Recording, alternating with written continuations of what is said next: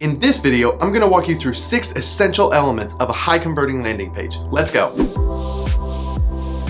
Hey, I'm Daniel and welcome to Uscreen, the best place for video content creators to learn how to start and grow their platforms online. Creating a successful landing page might seem like an advanced marketing strategy, but it's one of the simplest ways to drive targeted traffic to your site. It's not advanced physics, but it does require some dedicated work and thought. Before we dig into the components of a landing page, we need to make sure we're on the same page.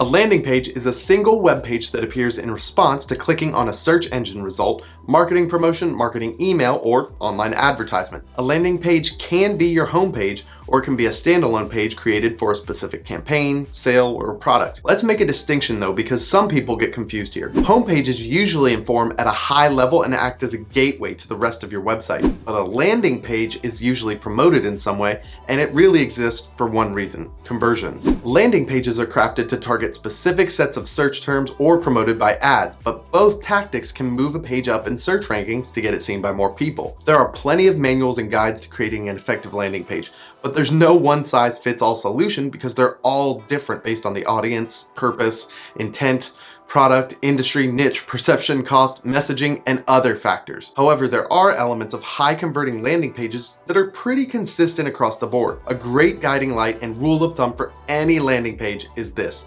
focus on only one outcome per page. Anything you add to your landing pages needs to serve that one purpose. So if you want people to sign up for your email list, your page shouldn't ask for anything else and should just focus on getting that email address. If you want them to subscribe to your streaming service, you need to convince them of the value. The ultimate goal of the page is to convince them of whatever your primary offer is. Even here, it's a good idea to stick to one type of offer per page. So if you're offering subscriptions and bundles and rentals, focus only on subscriptions and showing your monthly and yearly offers, as that's plenty of choice. Any more than that and you're likely to provoke no action. We'll get into this a little bit later in the video. Every element we're about to dissect in this video needs to work towards that one same goal. This ultimately means purposefully narrowing the choices available to viewers so you can guide them to the completion of the goal at hand. Now, in the rest of this video, I'll break down those 6 essential elements of high converting landing pages, so be sure to stick around to the very end of the video to get the maximum benefit. This is it. This is the thing that keeps people on your page. It's the very first impression viewers get of your landing page and what you have to offer. Every step in this process should aim to keep the viewer hooked enough to move to the next element on the page. Look at me, sure. I'm the captain now. Your headline is the first element of the page, and it needs to grab the attention of your viewers. It should tell readers what the offer is about. Don't make them think. The headline should be intuitive, simple, and obvious. A great way to make sure your headline works is to send it to a few friends and see if they get it or if they struggle to make the connection. As you do that, try to find friends that are closest to your target audience, and definitely find someone who's not going to say you did great just for the sake of making you feel better, like your mom. There are 3 rules. Keep your headline short, make it intuitive, and avoid words that are too long, complex, or have double meanings. To complement your headline, you should be able to use relevant images to help shorten the amount of text that you need to use. Take a look at these 2 examples. With KMS On Demand, I immediately know they're offering me a program for self-defense and fitness at home, and that they want me to buy a gift card. It's so easy to digest the images and headlines and know what's going on. On the other hand, if you look at this landing page from chase.com, you have no idea what you're supposed to do. There are about 100 different options, and it's not clear who this page is for and if you should log in or play the lottery and click one of the 100 links immediately visible. The headline should be focused on your user and a summary of what they'll gain. Tell them what this is, what they gain, what they learn, or what to expect. Clear and simple is your best friend. If the headline captures their attention like it should, the subheader needs to keep them on the page. Just like when you're fishing, the fish might take the bait on your hook into its mouth, but that does not mean the hook is set. That fish can still spit the bait out and swim away. Until you set the hook with your subhead, viewers might still spit out your bait and go running the other way. Subheaders need to be persuasive and positioned under the headline.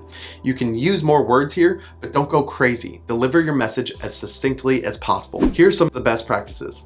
Stick to 2 lines max to keep it easy to absorb. Use action verbs like take, do, and learn to really connect with the person reading it. Take your horse riding skills to the next level. Learn how to do paintings like a pro. Of course, you don't have to stick to this model, but if you don't know where to start, try out action verbs for size. Last best practice has to do with the size of the text. Avoid using a size that's either too close in size to your headline or too small to read. Aim for a font that's about half the size of your headline. Again, this will depend on the font you're using, so don't be afraid to experiment. While we're talking about fonts, I want to point out one common mistake I see all the time, and that is using too many fonts on a landing page. Remember what I said before, clear and simple is your best friend, and it definitely works the same for the fonts. Pick 1 or 2 fonts and stick to them. Using different sizes on your landing page is already enough. Who doesn't love a good picture? A picture's worth 1,000 words, right? There's actually another saying that the brain processes images 60,000 times faster than text. It may not be that fast, but we definitely are drawn to images and process them quicker than words. Visitors are immediately impacted by the images on your landing page. They communicate a message. Are yours communicating the right one? Are the images serving the singular goal of your landing page? Your images should be large and easy to digest.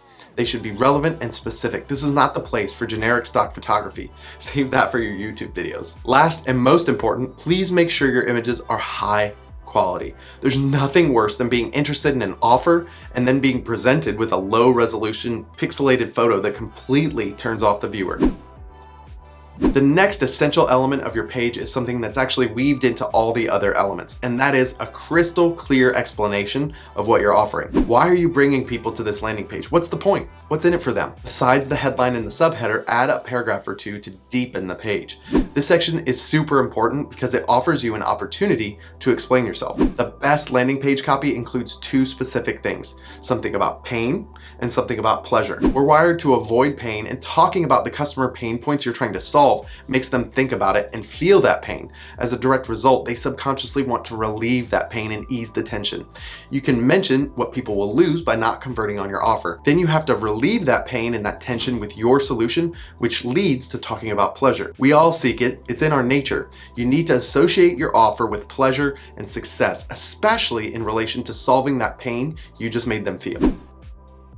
Shocker, I'm going to recommend you make a video. Either as an alternative or as a complement to your text explanation, you can use a video explainer. After all, if you've got a video streaming site, what better way to communicate your offer than through video? When it comes to an explanation video, it should bear some resemblance to your text explanation. It should be very clear what you're offering while leaning into your customer's pain points before offering a solution to ease that pain. This video should be 30 to 90 seconds long, and it should move in logical order while making use of bold imagery. In this case, you have the perfect opportunity to use B-roll from your premium content to tease what your users stand to gain. The last thing you have to include is a clear call to action of what viewers need to do to accept your offer and move forward. This is one of the most important elements on your landing page because it's what converts visitors into customers. Because of that, it needs to stand out from the rest of the page. So that includes adjusting some physical attributes. In most cases, you should have your CTA come in the form of a button on your page. It needs to be big with a color that contrasts with the rest of the page and really stands out and draws the eyes. It's perfectly fine if it doesn't go well with your primary colors, as long as it stands out. In addition, the copy of the button itself has to be compelling. The last thing you want to do is make a big red button that says submit. I might show up like a genie from a lamp and throw up if that happens. The copy needs to be compelling and relevant to the offer at hand.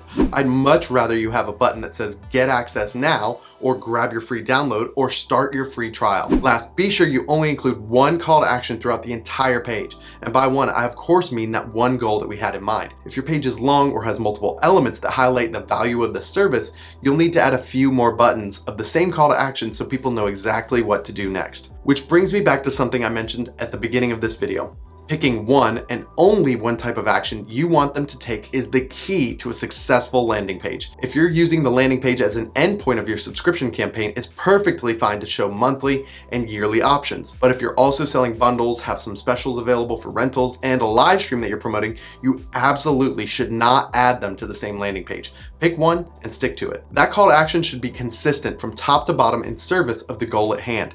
If you propose more than one action, they're not likely to do either one of them, simply because they feel overwhelmed with too many variables to process before making a final purchasing decision. Now that we've covered all of the essential elements of your landing pages, I'd love to share some best practices from our team that will help elevate your efforts to another level. First, to recap, you need to keep things simple. I know I've alluded to that throughout this video, but I really want to drive it home. Your landing page should have one single goal, and everything on that page should be there in service of that goal.